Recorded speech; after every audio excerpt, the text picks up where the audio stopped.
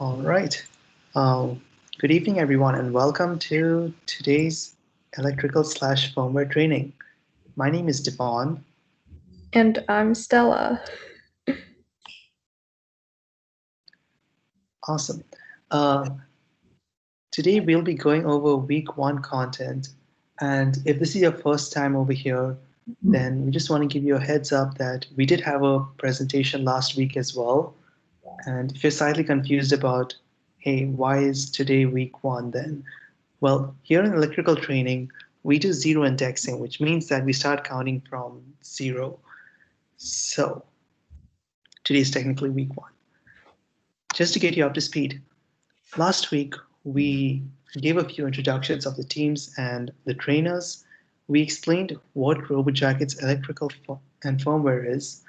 And after this meeting, hopefully you should be able to decide between one of those two tracks. We went over some logistics for this training, and we gave you guys a little explanation for some electrical basics.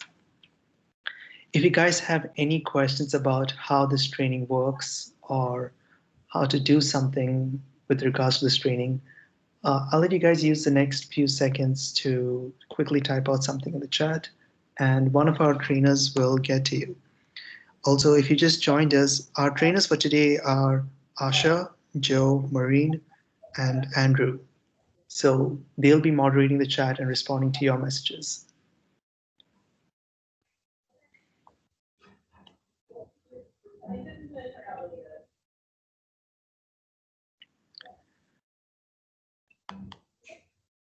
On to you, Stella. Okay. So today we're going to talk about, we're going to introduce you guys about microcontrollers, and then we're going to talk about C++, a programming language that we will use for our prototyping and for our lab. So yeah, this is basically what we're going to talk about today. Yeah. Okay, thank you, Stella.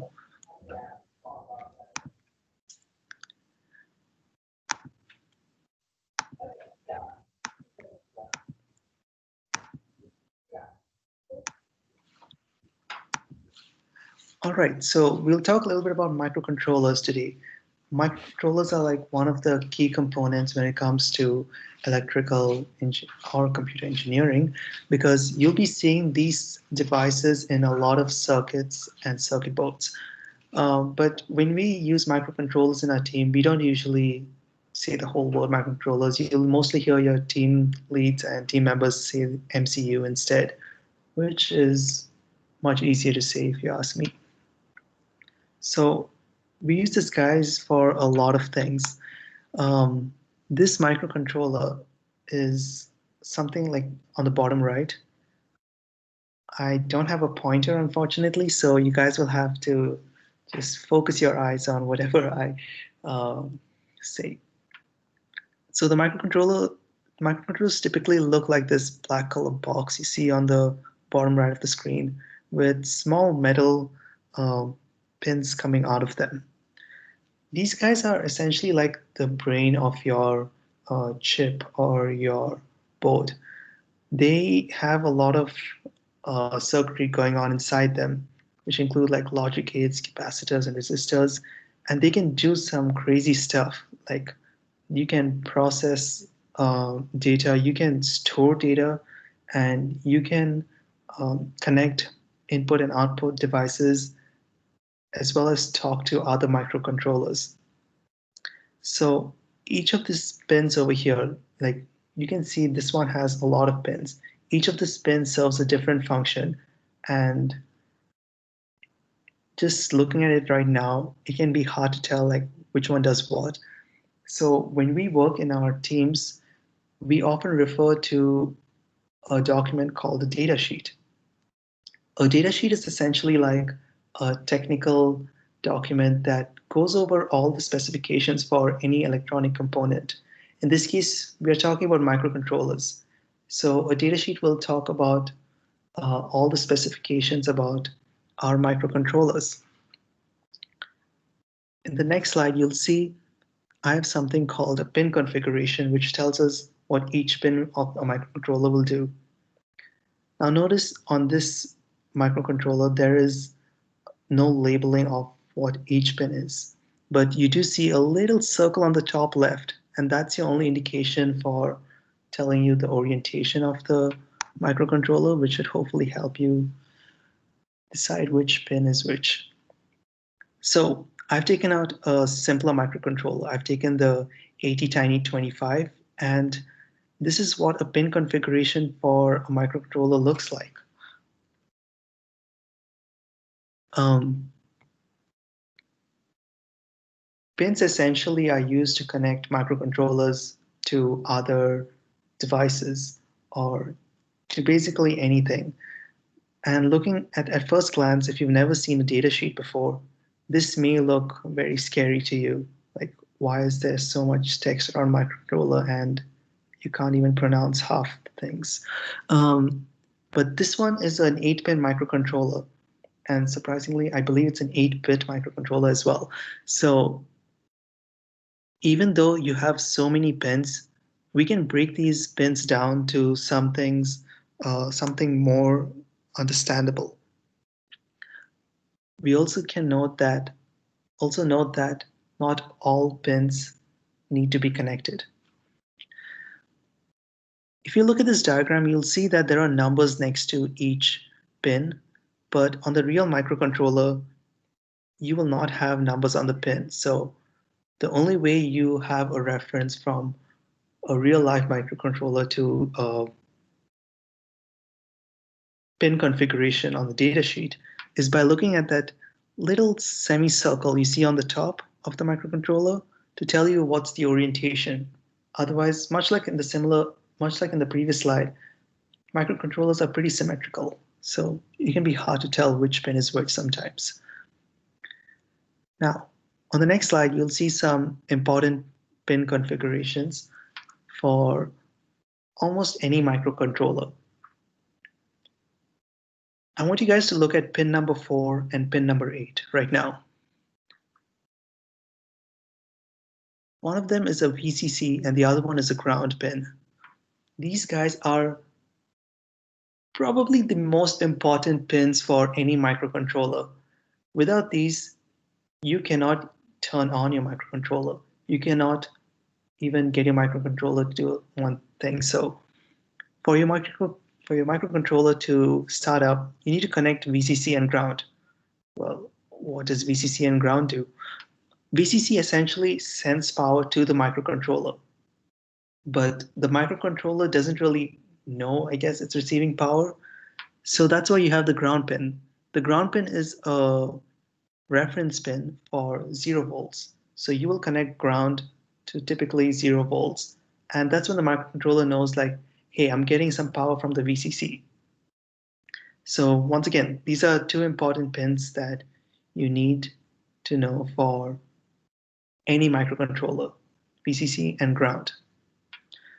Moving on, we see another pin called reset. If you look at pin number 1, you have something like reset with a bar on top of it.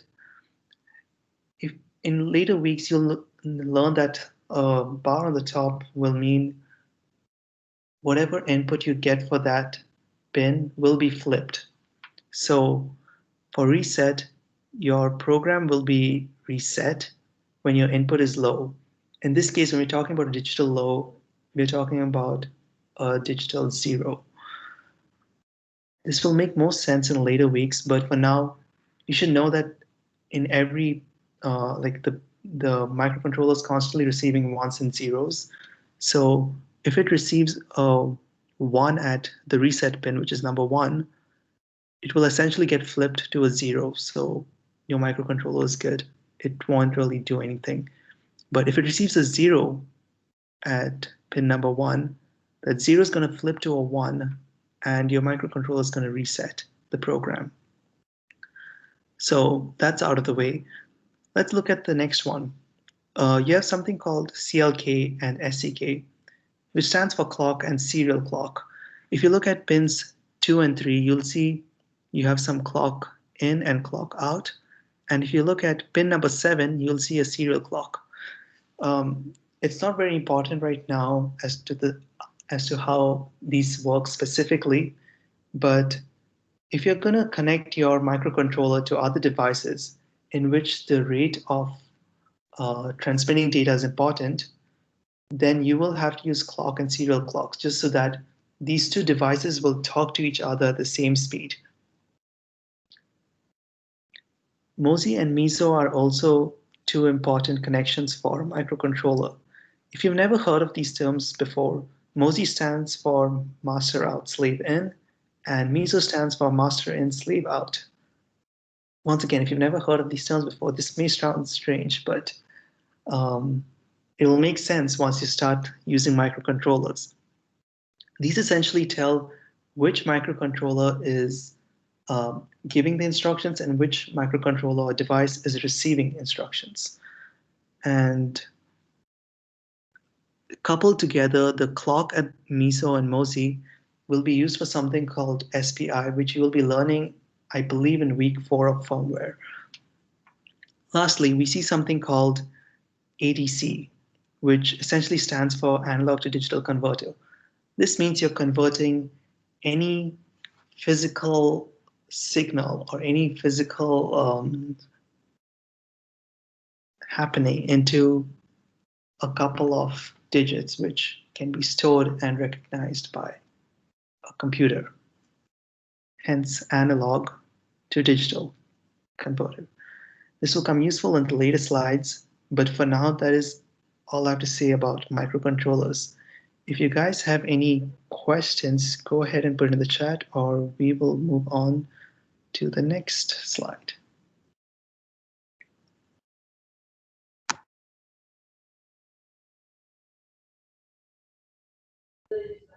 All right, so let's move on to C++. So C++ is a programming language, and it is very flexible and it has a low-level functionality. And it is used in operating systems and microcontrollers, and we'll actually be using C++ coding language to program a microcontroller called Arduino later, after the presentation. And C++ have files that are named .cpp or .cc. And like most programming languages, C++ runs from top to bottom and left to right. So before the code is sent to a computer, it is compiled, which means translating your written code from a specific language, which here is C++, to a machine executable code. And then the code will be executed, right? Yeah, so C++ is actually very useful if you're like electrical engineer or computer science, whatever. It is actually also ranked in the top 10 by the IEEE. So yeah, it's like super useful. I'm currently in a class that I'm learning. I'm using C++. And yeah, so like if you've never like coded before and just learning about coding, don't fret. It's like we'll teach you all about it.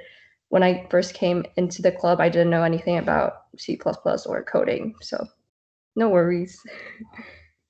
Okay, on to the next slide. So now I'm going to talk about some C++ variables and types. So some of them include integers, which you'll write int, and then there are floating point or decimal numbers, and it is double. And then there are single characters, which you will write char, and then there are text, which are string, and then lastly, there's logical values, which are true or false, and those are Boolean values, so you will write bool.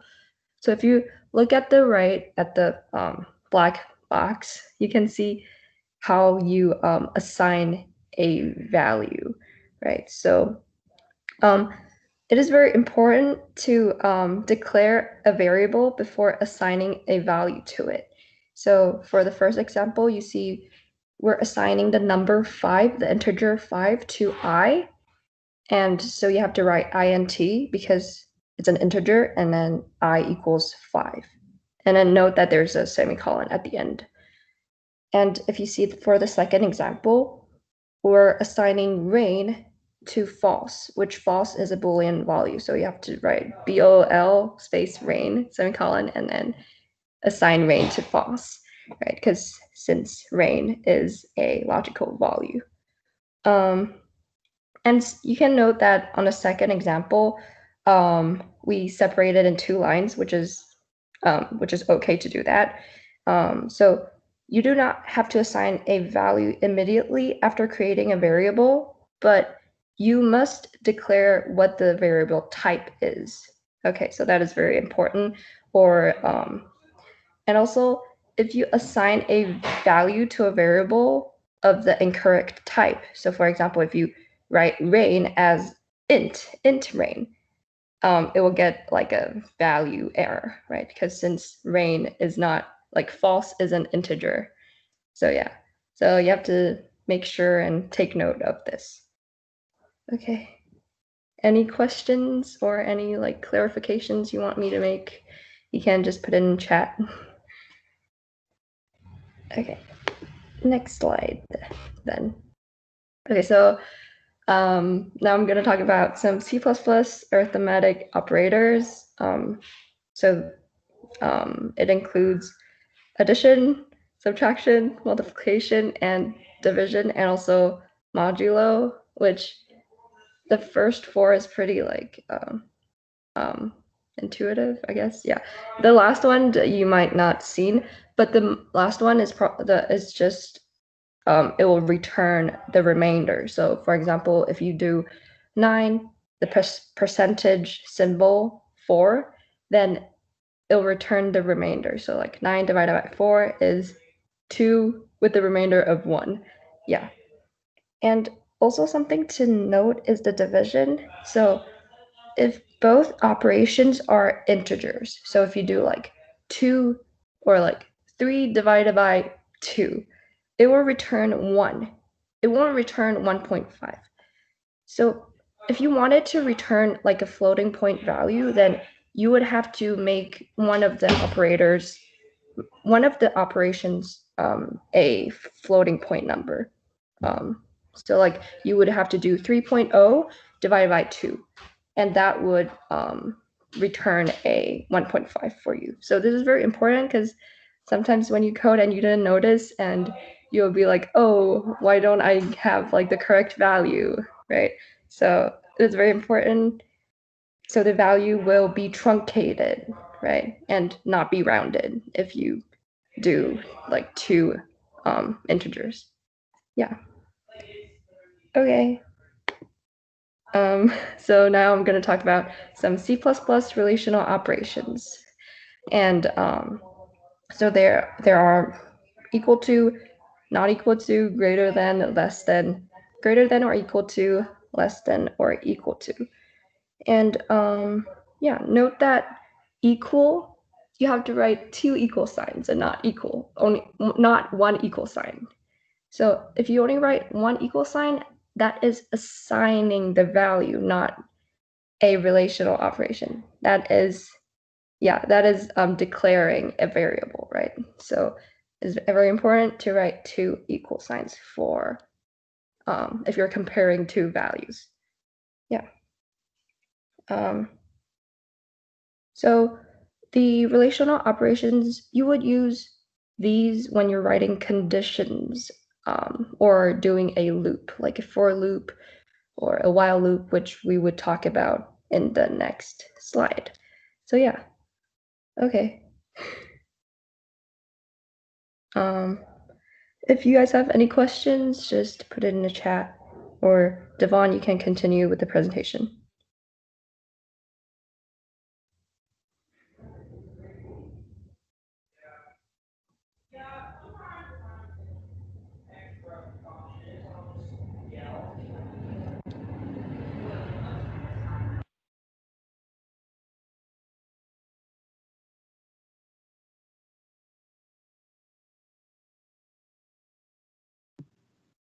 Sorry, I just realized I was muted. we're going to combine whatever we just learned in the previous 3 slides and put them all together. And we're going to be using what's called conditions. Conditions, in the most basic sense, tells your program when to run a certain piece of code. So in this case, we've assigned a variable called num of the type int, and we've given it a value of 4. All right. Now we're going to put a condition. We've put a condition if, and within the brackets, we have our condition using relational operators. If num is equal to 3, and then we use curly braces, we want our program to return 3, like the text 3. So just think about this for a while. If the computer reads this and says, all right, I'm going to check if num is equal to 3, and if it is, I'm going to return 3. But in this case, num is not equal to 3. It is in fact equal to 4. So what's going to happen? It's going to entirely skip that return 3 and will go down below that. It will read whatever code is after that. In this case, we have something called the else if statement. So if our first condition fails and we want to test out another condition, we will use else if. This is very similar to the previous one, the if statement, where you have your condition in parentheses using relational operators. And in this case, we're checking if num is equal to 5. So the computer will read this like normal. If num is equal to 5, it will return 5, like the word 5. But once again, num is not equal to 5. It is equal to 4. So what's the computer going to do? It's going to skip return 5. It's going to skip that line of code, and it's just going to go on with its life. It's got better things to do. So how can I, what can I do so that I have like a fail safe per se, in case all my code fails, in case all my conditions fail, sorry, I still want to run a certain piece of code. In that case, we use what's called an else condition.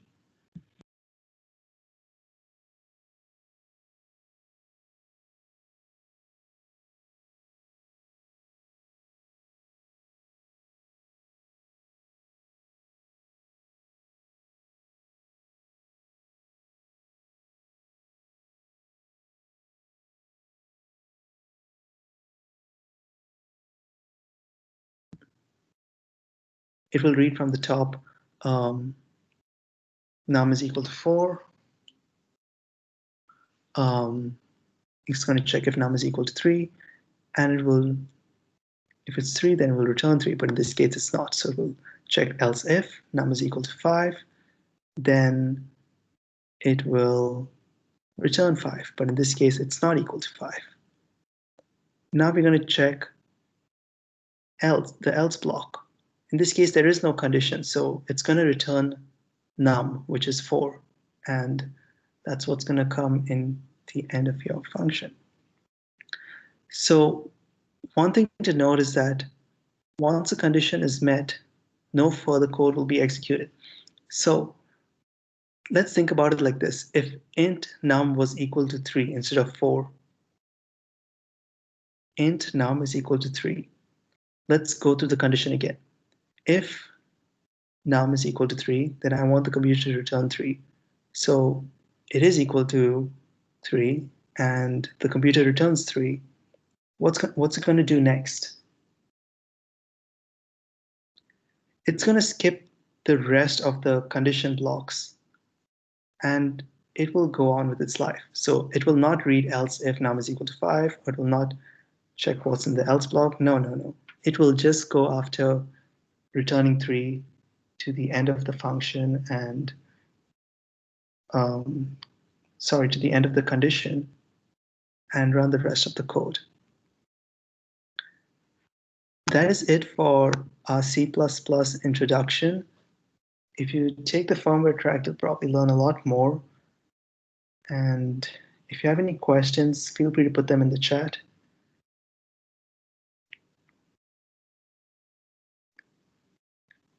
And Stella, you can have the floor. Okay, great. So now on to prototyping. So for our prototyping, we're going to use a breadboard and an Arduino Uno. So what are those? Let's see. So the image at the very bottom of the presentation is a breadboard. So you can prototype basic circuit designs with a breadboard, right? It helps you connect electrical components to build basic circuits. So like the very, very basic circuit design is just to light up an LED and connecting a resistor to it. Yeah, so let's get some terminologies and how the breadboard actually works, so then you can know how to use it.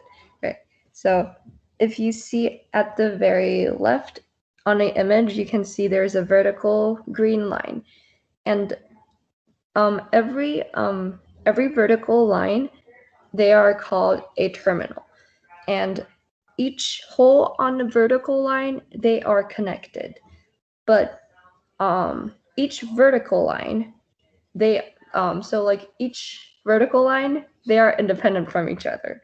So if you see it in the middle of the breadboard, you can see a very small black highlighted part, right? So those two pins, those two holes are not connected.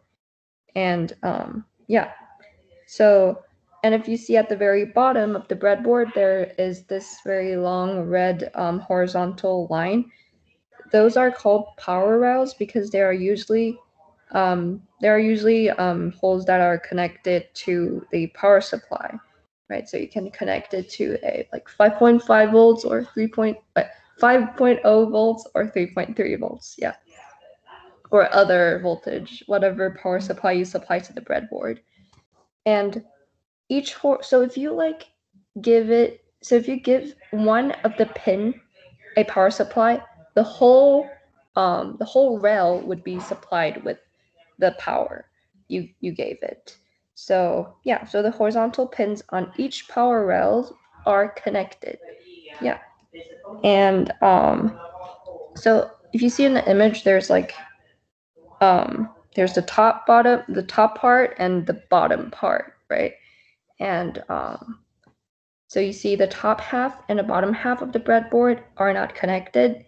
If you see on the right of the image, there's this blue vertical line. You see there are two holes, but those two holes are not connected. And what we usually do is to so basically, sometimes when we're creating a circuit design, we would need more pins, right?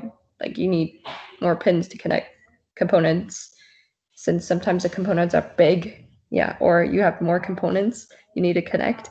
You would actually just like put a wire and connect and bridge the two pins together. So the top terminal and the bottom terminal would be connected. Yeah, so that's basically how a breadboard works. So if you have any questions, or if you have some clarification, just put in the chat, because if this is like your first time looking at a breadboard, it might be a bit confusing. Yeah. And later on, we'll be using a breadboard, like a simulation breadboard, to create a basic circuit design. So yeah, so you would learn how to use a breadboard then. Okay, let's see. Okay, so so an Arduino Uno is a microcontroller that we will be using, and you guys would be learning in this training. Yeah, so an Arduino Uno is basically a microcontroller with input or output ports to control electronics, right? And it is one of the easiest platform to learn about microcontrollers. yeah, it's like super easy to control, super easy to connect to a breadboard and stuff like that. And if you see on the right side, the second image, that is so that is an example of how you would connect an Arduino Uno to a breadboard and how you would create a LED circuit design. Yeah. And so, yeah, this is basically an Arduino Uno, and you can connect electrical components to a Uno and to create a circuit, like a hardware design, and then program the Uno using Arduino IDE. So using like C++ code to code the program, right? So yeah, you will learn about this later in the lab. So yeah. Devon, you can continue. Awesome. Thank you very much, Stella. And we'll talk a little bit about the Arduino hardware. Now, things are going to start getting clearer. Remember how I spoke about microcontrollers before? Well, the people who designed Arduino, they were smart. They've done some really cool things so that, microcontrollers become easier to use. Remember how I said that you'd require a data sheet to refer which pins were which? Well, look at the Arduino right now. You have everything labeled out for you. And also, um, normally you would have to flash. I'm using a term here, flash a program to a microcontroller using an external device. But in this case, you can directly connect the Arduino to a computer and you can send your program to the Arduino seamlessly. Now, like I said before, for microcontrollers, the two things you need to connect to it are power and ground. So there are many ways you can power an Arduino, but the two ways or the two primary methods that you would want to use is either the USB cable, which is the gray color box on the right or on the top right, or you might want to use a barrel jack, which is the black color box on the top left. In fact, if you were to go to the Hive makerspace in Georgia Tech and ask them for an Arduino, they'll probably even give you a 9-volt battery with a barrel jack connected. So that's a pretty cool way for you to keep your Arduino away from the computer and let it run on its own. Cool. What about ground? The thing is, the people at Arduino Smart, they made a built-in ground for the Arduino. So you don't have to connect it to any external ground. The Arduino already has the ground in it. So you just have to connect it to a battery or to a computer for it to be powered. So there are a lot of pins on the Arduino, and it won't make sense to go through all of them. So I'll go through some of the most important ones. Once again, I do not have a pointer, so you'll have to listen closely and keep your eyes on what I'm saying. If you look towards the left, you'll see a section called Power. Now, Power essentially deals with the power of the microcontroller, and you can see 3.3 volts and 5 volts. For now, we're going to ignore IORF and reset. They are not very important, but the 3.3 volts and 5 volts are important for our understanding. These guys will supply a constant voltage of 3.3 volts and 5 volts. So if you want an LED to be constantly lit, you can take a pin from 3.3 volts and connect it to your LED. But once you do that, you're going to have an open circuit. So the way you want to close that circuit is connect the other terminal of the LED back to the Arduino, but this time you're going to put it in the ground. That's still in the power section. And now you've got yourself a closed circuit with an LED. We're going to ignore V in for now and go down to the section on the bottom left, which is analog in. Analog in are just 6 different pins for you to take in analog inputs from analog sensors. Now, what are analog inputs? Analog inputs are anything that can be represented in the physical world. For example, sound or temperature. These are analog signals, we can say. A computer does not understand what these mean. Like, it cannot tell uh, it is 70 degrees Fahrenheit. So we have these analog pins over here on the bottom left, and these essentially function as ADC, which, if you remember, are analog to digital converters. So these guys can read in analog values and convert them into some number that the Arduino can understand. Okay, that is analog. But now we move on to the more interesting part, the digital pins. And if you look to the right of the Arduino, you'll see there are 13 pins labeled digital. For now, we're going to ignore the 4 pins on the top, but from 0 to 13, you have digital pins, and these are really cool because not only can you use them as output pins, you can use them as input pins as well. And what is digital? Digital is anything that's a 1 or a 0. So you can have a digital input from a switch. So a switch can either be a 1 or a 0. You can have a digital output, also like an LED, and that can also be a 1 or a 0, depending if you want it on or off.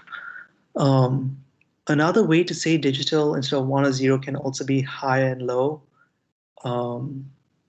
You'll be able to play around with it when you start programming your Arduino. And you'll notice something very peculiar about the digital pins is that some of them have this little wiggle next to the number. These wiggles are tilde symbols, and they stand for pulse width modulation, or PWM for short. These are used, and I'm arbitrarily saying this, but they're used to simulate analog outputs by giving a digital signal. So this will come handy if you want to change the brightness of your LED or change how quickly your motor is spinning, so on and so forth. We also have AREF, which is on the top right of the board. And although you probably will never use this, AREF is useful if you want precision. So remember how I said that analog in takes in any sort of analog signal and makes it a digital one? Well, the Arduino doesn't know what that value is. So if you had, for example, 70 degrees Fahrenheit coming in, your Arduino may read it as 200. It has no idea that it's sensing 70 degrees Fahrenheit. So you can use your AREF pin for that matter and set a ratio so that it will sense that 70 degrees Fahrenheit is a certain number, which you and the Arduino can agree with. So if you look at the next point, that's the reset button. Remember how I said in microcontrollers you had a reset if you wanted to reset your code? In this case, say suppose your Arduino is secluded from the computer and it was stuck in a loop that just kept on going, and there was no way to reset your code until you went back to your computer and reset it the hard way. But there is a way that you can reset it without having to connect it to your computer. That is using the reset button, which is on the top right of the Arduino. You can see there's a red button there. And the last and a useful point is the built-in LED on the Arduino. Unfortunately, you may not have access to a physical Arduino, but on a physical Arduino, you'd be able to use the built-in LED to flash a light, sorry,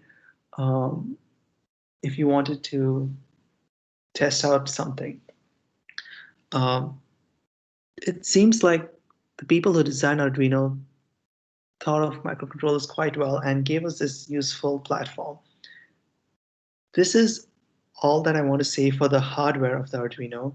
If you guys have any questions, feel free to type them out in the chat. Otherwise, I will move on to the firmware part of Arduino.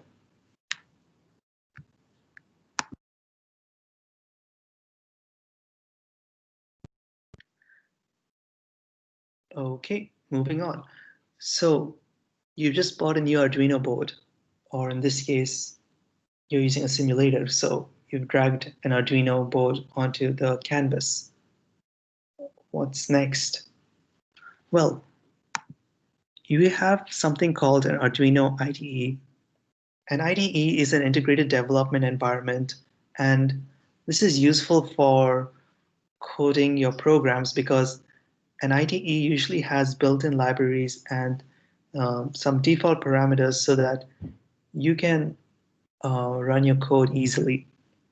In this case, the Arduino IDE sets you up with some default functions, and we can have a quick look at the layout over here.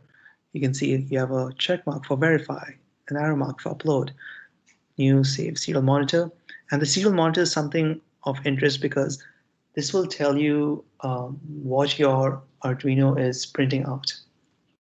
If you do want it to print out any outputs, we'll be using this in our labs later on, so yeah, keep an eye out for that. Now, I use the word functions. Some of y'all may have never heard of that before if you've never programmed, but for now, think of functions as instructions. And looking to the right, you'll see that we have two functions or two instructions for the Arduino. We have void setup and we have void loop. Void setup is essentially telling the Arduino, hey, Arduino, I want you to read this just once and remember it forever until I tell you to stop remembering it. All right, so that's what void setup does. And what you want to put there is your variables. You'd want to initialize your variables, and you'd want to tell the Arduino, hey, pin number 10 is going to be my output forever. Something like that. Now, in the void loop, that's another function or another instruction.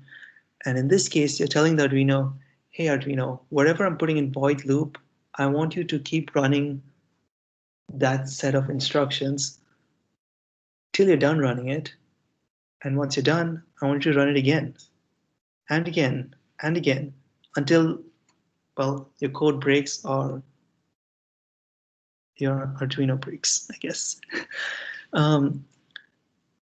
This is like a very useful tool for programming your Arduino. Something I want to quickly give a small shout out to is the built-in libraries that come into the Arduino. Think of libraries as a collection of instructions that someone has written for you so that you don't have to make your codes very long. One common library that we can use is the math library, and you can do this by typing hashtag include. So this will make any math calculations much easier. So for example, if I wanted to raise something to a power, instead of constantly multiplying that variable to itself, you can use the math library and you'll have a function or an instruction that will help you raise your variable to a certain power in a much easier way. We also mentioned before that the code we use in Arduino is very similar to C++. So if you know C++, then Arduino IDE will be a breeze. That is it for the layout of the Arduino IDE. I will now talk about some functions. If you guys still have some questions about what's the layout of the Arduino IDE, then feel free to put it in the chat. So some of the functions in the Arduino IDE, once again, if you have not used the word functions before, think of them as instructions.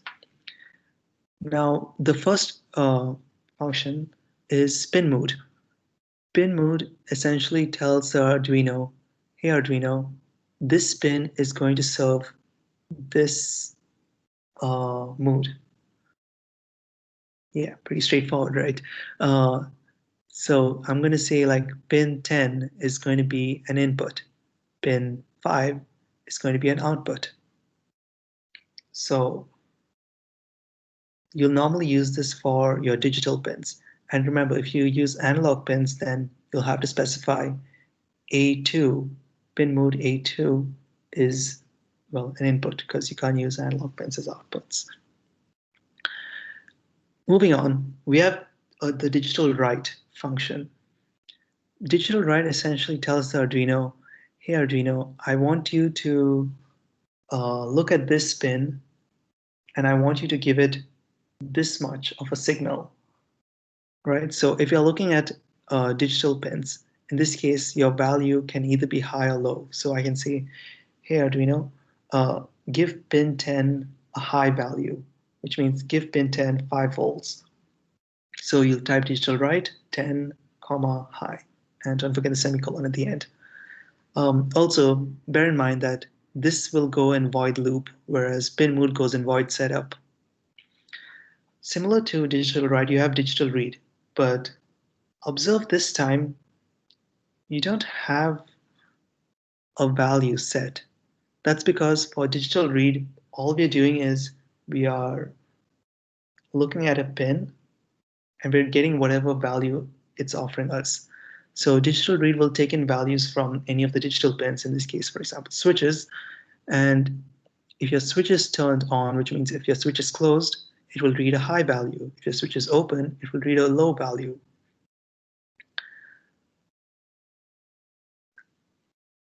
Lastly, we have delay.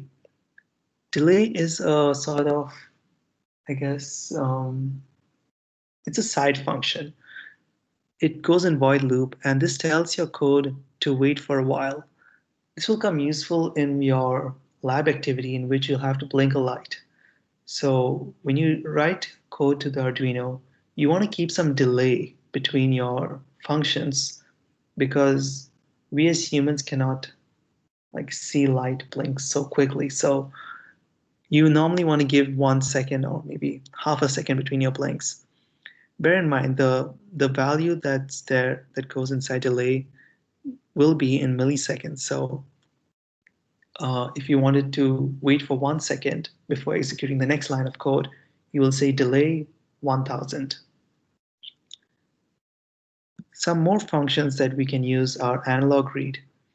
So if we've initialized our pins, and by initialize I mean to say if we've mentioned pin mode as an analog pin in void setup, then we can use analog read, which is similar to digital read, except this time your analog read will not be reading a high or a low value, or it will not be reading a 0 or a 1. It'll be reading a number based on how high or low the analog input is, of how, I guess I shouldn't say high or low, I should say how powerful your analog input is. Lastly, I want to talk about serial print. Remember I was talking about serial monitor on the IDE? Well, in order to use the monitor, you have to use the function or instruction called serial print. And within these parentheses, you will have whatever variable you want your Arduino to print out to the console. So this comes useful when you're testing out your analog sensors, which you'll be using in a lab. If you want to see what value your Arduino is reading from a sensor, then you will assign a variable to read that input, and then you will put that variable within serial.print. And that will give you an output in the serial monitor. It sounds quite complicated, but once you start using it, you'll get the hang of it. Important to note, if you want to use serial print, you have to use a function called serial.begin with a certain value in void setup. And that is because your Arduino doesn't know at what rate to print out information. Like it can print out information at lightning speeds, but typically we keep it at 9,600 baud, which is a term we use in computing. But for now, you just have to remember serial.begin 9600 in void setup, and then you can use serial print. If you try to use serial print without serial.begin, something will go wrong. That is pretty much it for our Arduino functions and Arduino itself. The rest of it will be found in our lab document. And if you missed anything, no worries. The lab document covers it all once again. And your trainers will be able to explain anything that you may have not understood.